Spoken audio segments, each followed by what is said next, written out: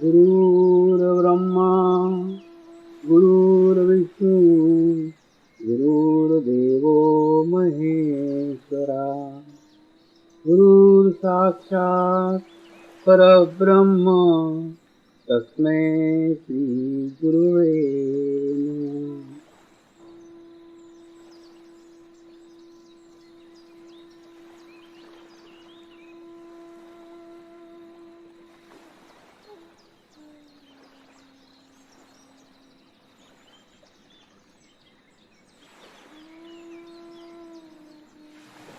मेरे साथ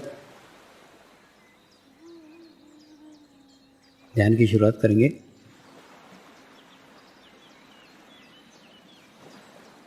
मैं एक पवित्र आत्मा हूँ। मैं एक शुद्ध आत्मा हूँ। मैं एक पवित्र आत्मा हूँ। मैं एक शुद्ध आत्मा हूँ। मैं एक पवित्र आत्मा हूँ। मैं एक शुद्ध आत्मा हूँ। गुरु मंत्र का उच्चारण करेंगे। ओम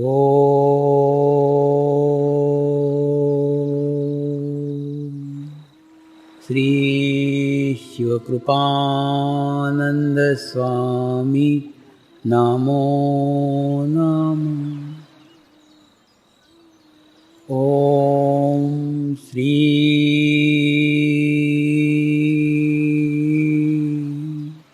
शिवकृपानंद स्वामी नमो नमः। ओम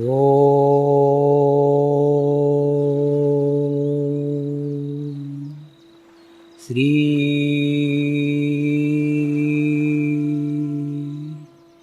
शिवकृपानंद स्वामी नमो नमः। ओम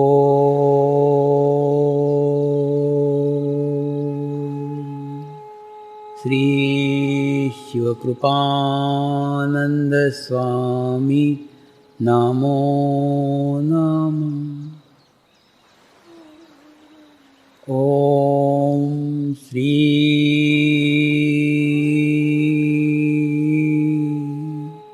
शिवकृपानंद स्वामी नमो नमः। ओम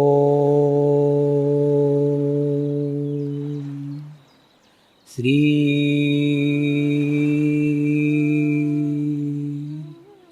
शिवकृपानंद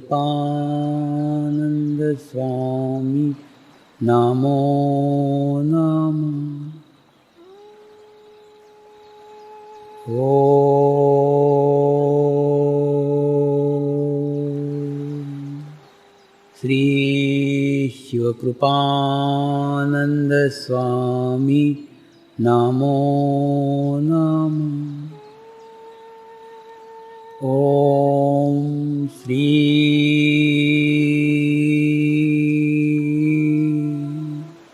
शिवकृपानंद स्वामी नमो नमः। ओम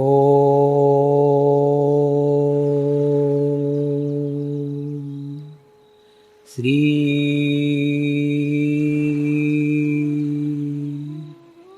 शिवकृपानंद स्वामी नमो नमः।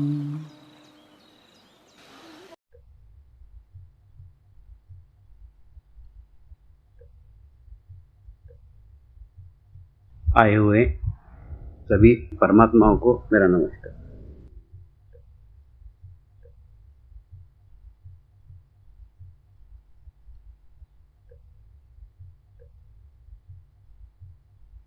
गुरु पूर्णिमा के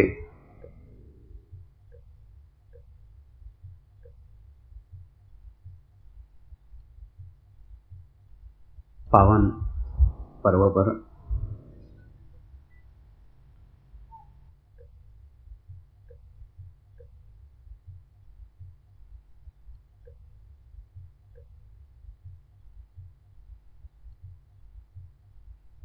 हम सभी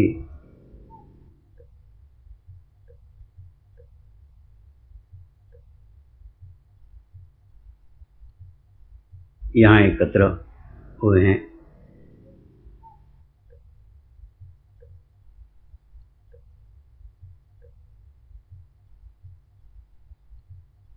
और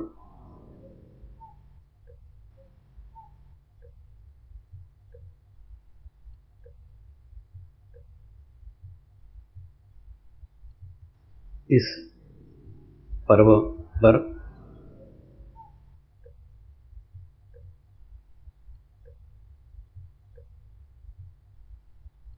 गुरु शिष्य के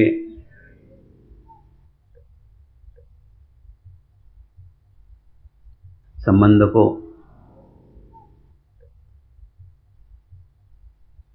समझने की आवश्यकता है।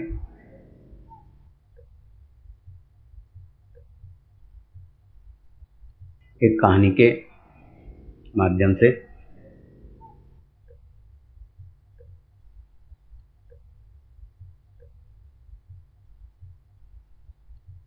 इसे समझाने का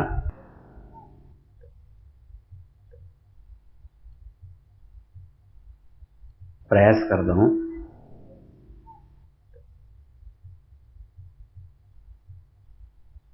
कहानी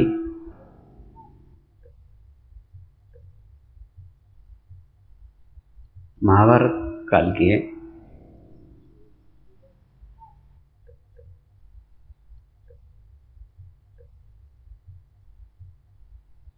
एक बार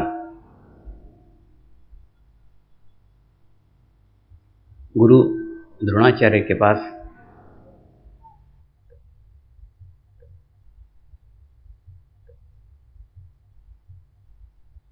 धनुर्विद्या सीखने के उद्देश्य से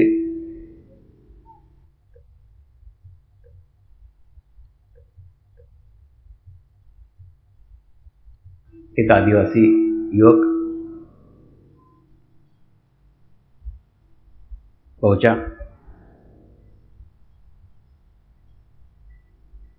उसका नाम था एकलव्य।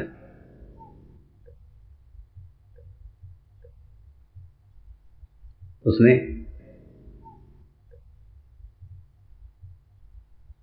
गुरु द्रोणाचार्य की बहुत ख्याति सुनी थी। उसी ख्याति को सुनकर के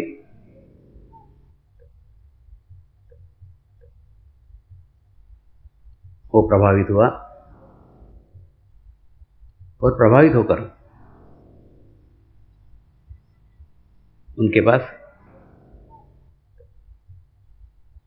धनुर्विद्या सीखने के लिए गया।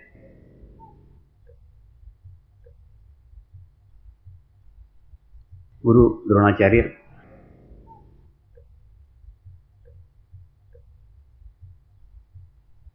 उस समय राजपुत्रों को धनुर्विद्या का प्रशिक्षण दे रहे थे और वो एक समझौते में बंधे हुए थे। इसी कारण उन्होंने एकलव्य को मना कर दिया कि मैं राजपुत्रों के अलावा किसी को भी धनुर्विद्या नहीं सिखाता।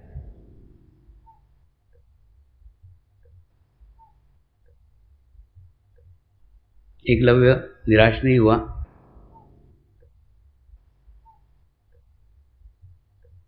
वापस अपने घर आया। घर आकर के उसने अपने प्रयत्न को असफल देखकर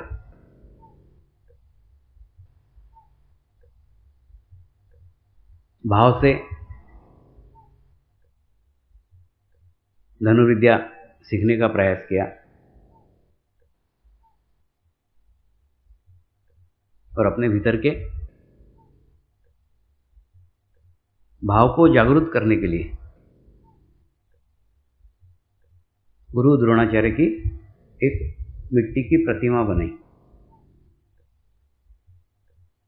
यहाँ पे एक बात बड़ी महत्वपूर्ण है कि एकलव्य कोई कुशल कारागिर नहीं था, कुशल शिल्पकार नहीं था। फिर भी उसने जैसे जैसे एक प्रतिमा का निर्माण किया, तो आप समझ सकते हो वो प्रतिमा कितनी अच्छी बनी होगी या कितनी सामान्य बनी होगी। लेकिन एक सामान्य से बनी प्रतिमा को उसने मान लिया कि यही गुरु द्रोणाचार्य है। मानना आत्मा का भाव है, उस भाव से मान लिया और उनको पूछ करके उनके सानिध्य में धनुर्विद्या का प्रशिक्षण लेने लग गया। और प्रशिक्षण लेकर राजपुत्रों से भी अधिक कुशल धनुर्विद्या में हो गए।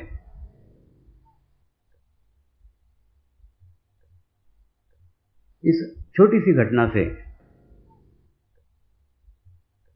मैं आपको एक संकेत देना चाहता हूं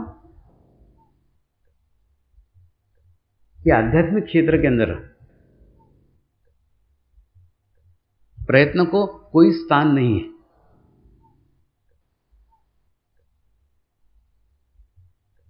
एकलव्य ने भी प्रयत्न करके देख लिया, प्रयास करके देख लिया और बाद में प्रयत्नों को छोड़ करके अपने अंदर के भाव को जागृत किया और भाव जागृत करके ही धनुर्विद्या सीख गए। लेकिन यह भाव संपूर्ण समर्पण का भाव था, संपूर्ण विश्वास से रखा गया भाव था और उसी भाव के कारण वह अपने लक्ष्य तक पहुंच सका। वास्तव में वहां द्रोणाचार्य नहीं थे, द्रोणाचार्य की प्रतिमा मात्र थी।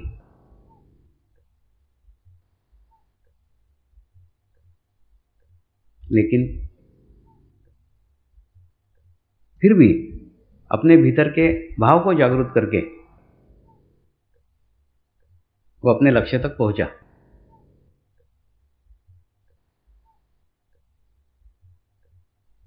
यानी गुरु और शिष्य का संबंध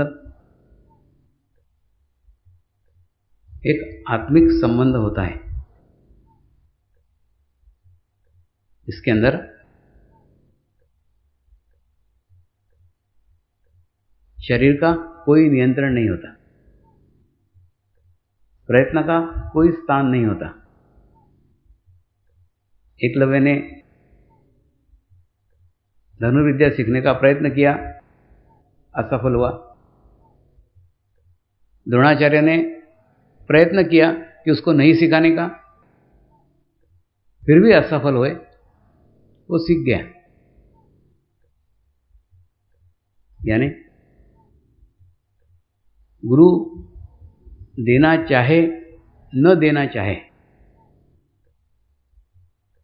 उसके भीतर के शक्तियों पर, उसके भीतर के ज्ञान के ऊपर, उसके भीतर की विद्याओं के ऊपर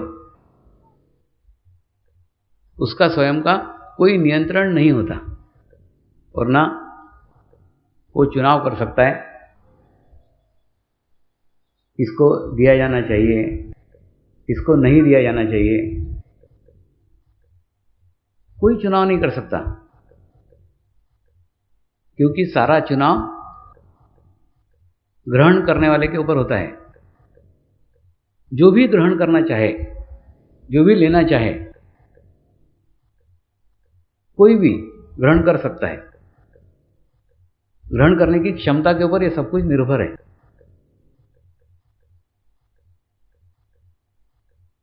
यानी सद्गुरु से ग्रहण करने के लिए आपको गुरु बनना पड़ेगा। जब आप गुरु बनेंगे तभी सद्गुरु से कोई ज्ञान, कोई अनुभूति, कोई अनुभव, कोई विद्या ग्रहण कर सकते हो। गुरु से मेरा आशय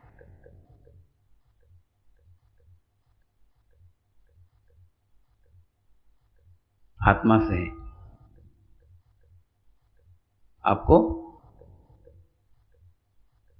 आत्मा बनना होगा।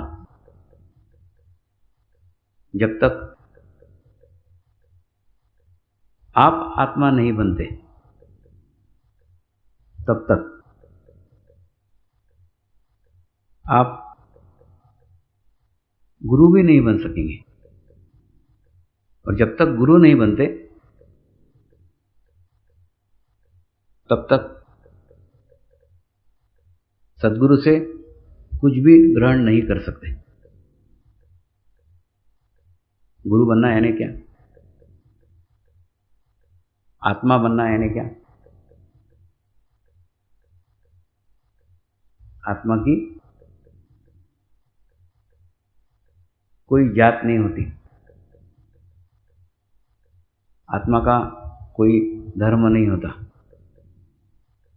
आत्मा की कोई भाषा नहीं होती। आत्मा का कोई देश नहीं होता। आत्मा का कोई रंग नहीं होता। इन सब सीमाओं से, इन सब सीमाओं से परे जो पहुंच पाता है वो आत्म स्वरूप को प्राप्त करता है।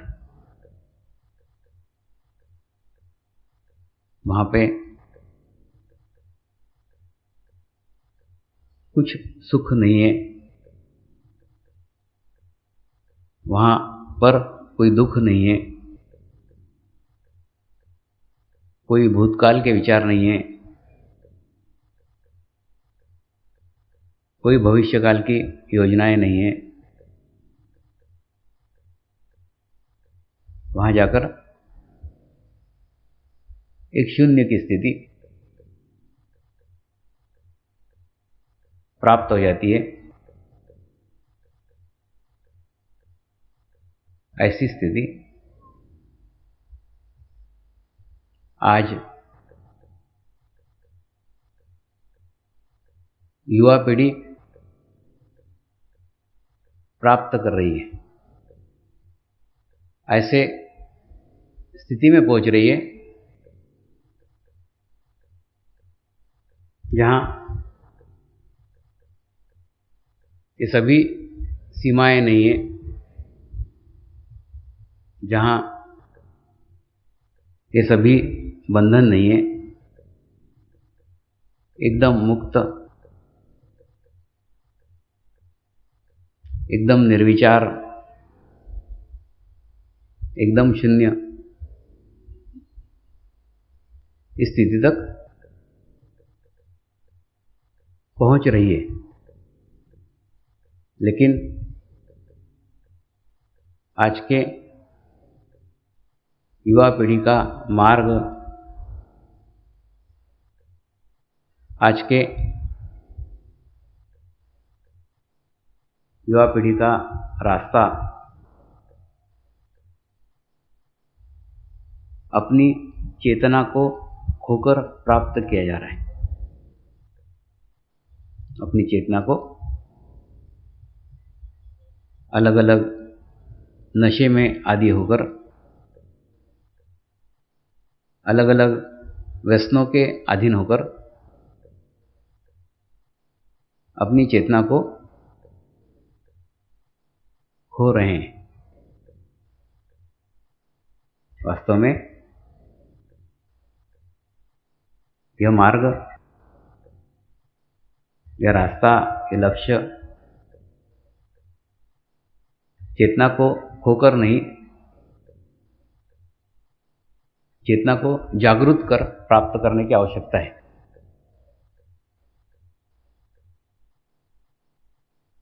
अभी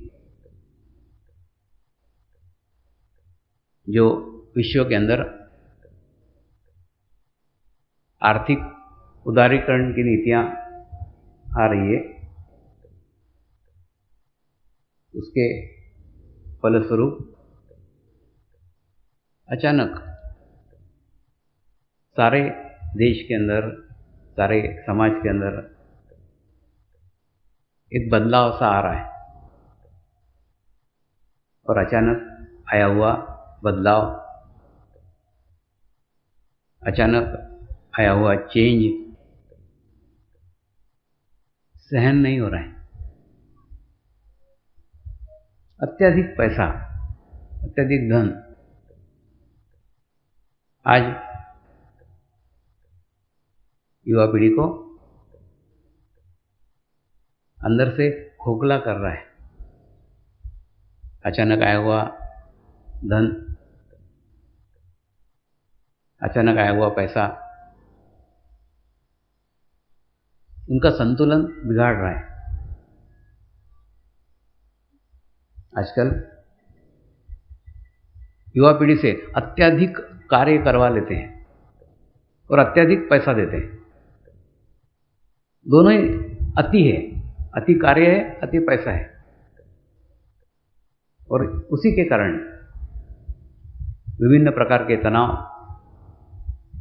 विभिन्न प्रकार के टेंशन आज युवा पीढ़ी भोग रही है। और उस टेंशन में से मुक्त करने के लिए अलग अलग नशे, अलग अलग व्यसन अपना रही है। अभी हाल ही में एक हुक्का पार्लर का चलन चला है। वहाँ जो युवक जाते हैं, जो युवतियाँ जाती हैं, वो सब एक हुक्का लेकर के सब लोग पीते हैं। कोई जाति का बंधन नहीं है, कोई धर्म का बंधन नहीं है, कोई लिंग का बंधन नहीं है, एकदम मुक्त, सब में से मुक्त हो गए। और वो अपना अनुभव बताते हैं, अपने अनुभूति बताते हैं। कुछ नहीं, एक जोर का झटका लगता है, उसके बाद में सब चेतना लुप्त हो जाती।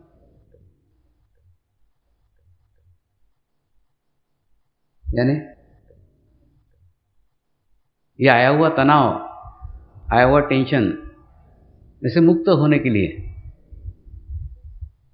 वो कोई नए शॉर्टकट, कोई नई तरीके ईजाद कर रहे हैं।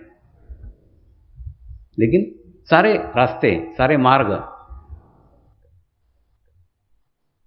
चेतना के खोने के मार्ग हैं। और इन सब दुष्परिणामों का प्रभाव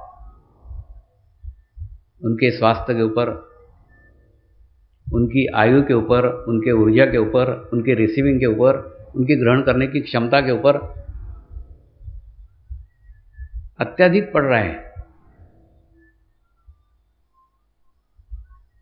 वो जवानी में ही बूढ़े हो रहे हैं। कई जवान लड़कों को, कई जवान लड़कियों को देखता हूँ, कमर के दर्द हैं, पीठ के दर्द हैं, पैर के दर्द हैं, दुनिया भर की परेशानियों से, दुनिया भर के तनाव से, नींद न आने की समस्या है। इन समस्याओं का निदान वो एक ही मार्ग में ढूंढ रहे हैं, एक ही रास्ते में ढूंढ रहे हैं, वो है अपनी चेतना को खोना। आवश्यकता है अपने चेतना को जागरूक करने की, अपने चेतना को जगाने की। आज ये विषय इसलिए उठा रहा हूं क्योंकि 2007 तक जो एक बहुत अच्छा कार्यकाल था।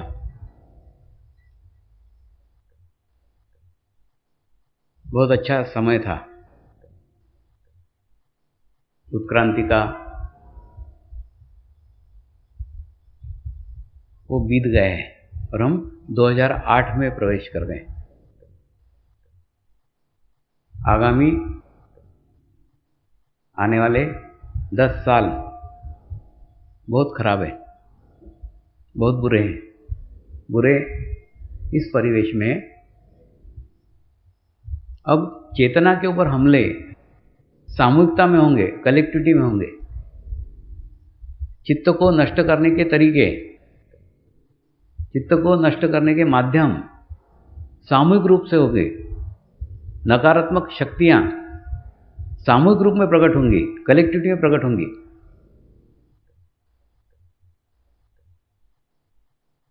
और इन नकारात्मक शक्तियों के सामने, इन नकारात्मक शक्तियों के सामूहिकता के प्रयास के सामने आज की युवा पीढ़ी एक ऐसे मोड़ के ऊपर, एक ऐसे स्थान के ऊपर खड़ी है जहां से कोई रास्ता नजर नहीं आ रहा है, कोई मार्ग नजर नहीं आ रहा है।